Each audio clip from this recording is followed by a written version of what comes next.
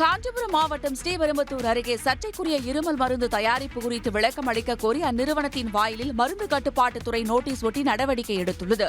சுங்குவார் சத்திரத்தில் இயங்கி வரும் ஸ்ரீசன் பார்மா ஆலையில் தயாரிக்கப்படும் கோல்ட்ரீஃப் மருந்தை உட்கொண்டதால் ராஜஸ்தான் மற்றும் மத்திய பிரதேச மாநிலங்களில் 10க்கும் மேற்பட்ட குழந்தைகள் உயிரிழந்தன.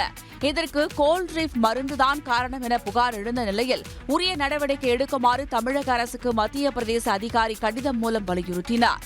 இந்நிலையில் காஞ்சிபுரம் மண்டல மருந்து கட்டுப்பாட்டுத்துறை அதிகாரி மணிமேகலை ஸ்ரீசன் பார்மா மீது நடவடிக்கை எடுப்பதற்காக விளக்கம் கேட்டு நுழைவு வாயிலில் நோட்டீஸ் ஒட்டியுள்ளார்.